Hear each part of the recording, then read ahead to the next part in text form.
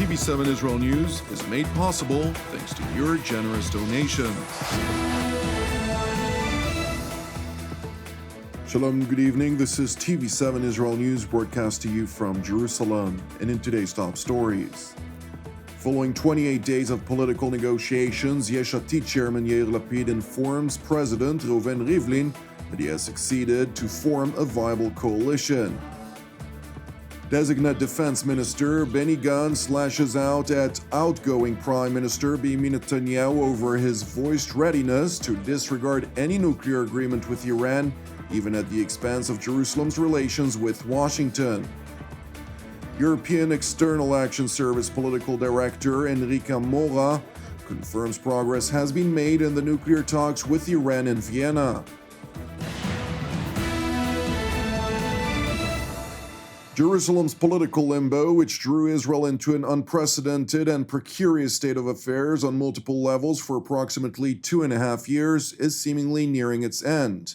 On May 4th, Prime Minister Benjamin Netanyahu returned the presidential mandate granted to him to try to form a viable coalition of at least 61 mandates from Israel's 120-member parliament, after failing to convince other parties to join a government under his leadership within a period of 28 days allotted to him under basic Israeli law.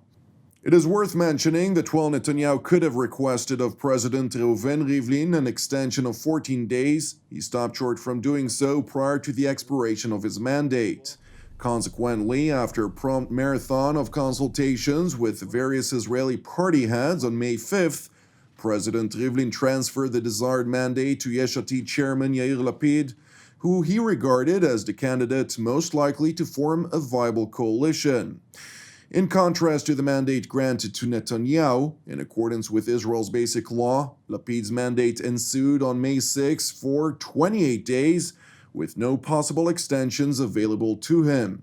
Subsequently, after 4 weeks of political negotiations, overshadowed of course by the breakout of a conflict against the Islamist organizations in the Gaza Strip, domestic riots between Arabs and Jews, and a vigorous debate on whether Jerusalem is truly unified, further challenging prospects of success, Yair Lapid, who is the chairman of the Yesh Atid party, formally informed President Reuven Rivlin late last night, merely 30 minutes before the expiration of his mandate, that he had succeeded in forming a new government. שעלה בידי להקים ממשלה עם סיעות יש עתיד, ימינה, כחול לבן, רע"מ, תקווה חדשה, מרץ ומפלגת העבודה, כולם ביחד, כולם חתמו לי, כולם הודיעו לי שעלה בידי מבחינתם, אז אני מצלצל להודיע לך שעלה בידי להקים ממשלה. Despite being repeatedly dubbed by Netanyahu as a left-wing government, quote-unquote, the new coalition is set to include 3 right-wing parties in Israeli terms, including Yamina, New Hope, and Israel Beitenu, which total together 19 mandates, 2 centrist parties, Yesh Atid and Blue and White, which jointly total 25 mandates, 2 left-wing parties, Labor and Meretz, which total 13 mandates, and 1 Arab Islamist party, Ra'am, which contributes 4 mandates to the makeup of the coalition of 61 out of Parliament's 120 seats. It is important to explain that the coalition agreement is a complex arrangement with multiple moving pieces. With that being said, the most important post will initially go to Yamina chairperson Naftali Bennett, who will serve as Prime Minister for the first 2 years, after which he will rotate the post with the designate Foreign Minister Yair Lapid, who is from the Yesh Atid party. Nevertheless, taught by experience both historically and over the last 2 deadlocked years, nothing is set in stone until the moment the newly minted cabinet gains a legally necessary vote of confidence in Parliament, or Knesset in Hebrew. Therefore, President Reuven Rivlin emphasized to Bennett and Lapid that he expects the Knesset to convene as soon as possible to hold the necessary vote. However, Knesset Speaker Yariv Levin, a close ally of Prime Minister Netanyahu, may utilize his power to stall the vote amid relentless efforts behind the scenes to torpedo the realization of the new government. Meanwhile, on the streets of Jerusalem, skepticism over prospects of success amid the uncertain life expectancy of the new government is seemingly widespread among Israelis, who have grown accustomed to Benjamin Netanyahu at the helm after serving 12 years as the country's prime minister. So it seems like we have a new government with a lot of promises and a lot of hope.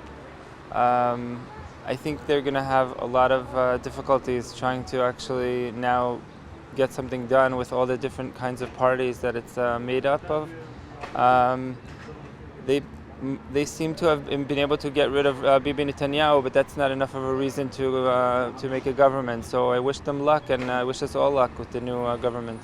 I think that the political situation has been deadlocked for too long.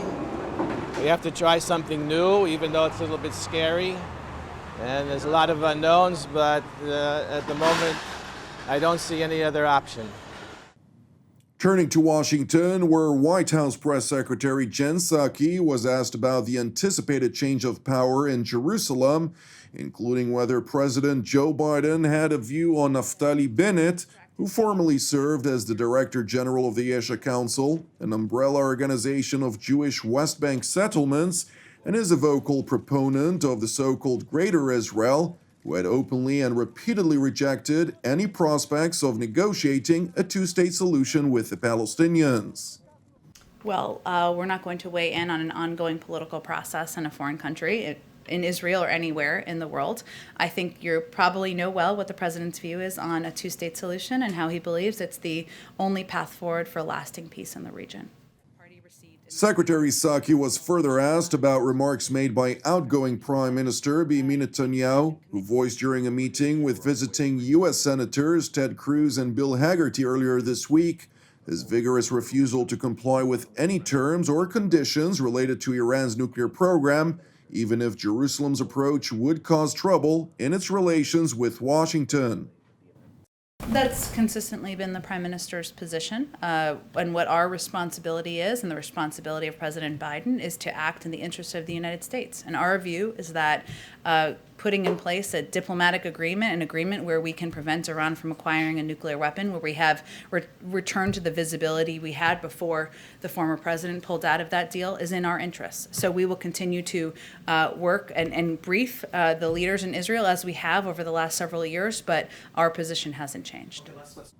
In defense of the U.S.-Israel alliance, however, Israeli Defense Minister Benny Gantz, who is currently in Washington for meetings with his American counterpart Lloyd Austin, voiced outrage over Netanyahu's remarks.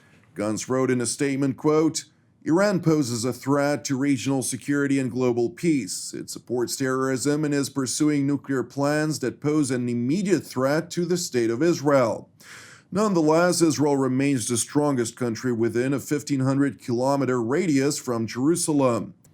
Gantz continued by stressing that the U.S. has been and will continue to be Israel's most important ally, protecting Israel's security and safeguarding its qualitative edge in the region. The Biden administration is a true friend of Israel, and Israel doesn't have and will never have a greater partner than the United States. Even if differences arise, they will be resolved through direct dialogue behind closed doors, not through provocative statements that serve to harm Israeli security. Turning to Vienna, where indirect negotiations between the United States and Iran, as part of a multilateral effort aimed at reviving the 2015 nuclear agreement, continues to make progress. After concluding a fifth round of talks yesterday, the European External Action Service political director Enrique Mora, who coordinates the negotiations, voiced optimism that a deal could be struck by the next round of talks scheduled for June 10th. With that being said, Mora confessed that some political and technical differences remain. We will not enter into the detail of the negotiation. There are a few political issues, there are a number of technical issues, again, rather complex, but I can say that they are fewer than they were 1 week ago, so we are in the good track. It is worth mentioning that Western diplomats suspect that Iran is deliberately stalling negotiations in Vienna to ensure that the credit of reaching a deal would ultimately be granted to the next president of the Islamic Republic amid significant domestic hardships. The elections in Tehran are scheduled for the 18th of June.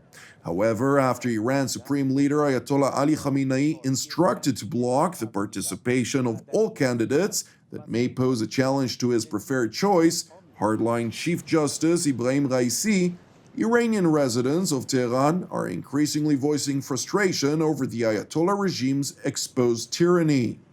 کلاً از زندگیمون هیچ کس راضی نیست. هیچ کس. یعنی هیچ وقت خوبی هم نرفته بهتر از اون بیاد. واقعا ما چون یه حالت دموکراسی داریم زندگی میکنیم. یعنی اسماً داریم رأی میدیم. اسماً یه حالت نمایشی اینا. چون من احساس میکنم انتخاب شدن، چون از اون بالا دستا انتخاب میشن و چیزی برای ما نمیمونه. و کسایی هم که دارن انتخاب میشن از قبل هم بودن. از نظر من یه چیز حالت سینمایی داره، اصلا فیلم اینا همه. یعنی خودشونن، واقعا خودشونن که میخوان برن. ملت از زیربنا و اصل عمق جامعه بخوای نگاه کنی هیچ کس راضی نیست.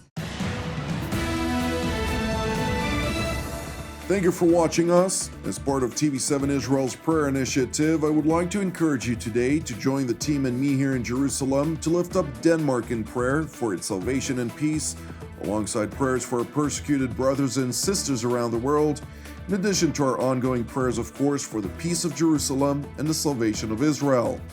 I'm Jonathan Hessen, wishing you an Erev Tov U'Mevorach, and we will see you again tomorrow at the same time.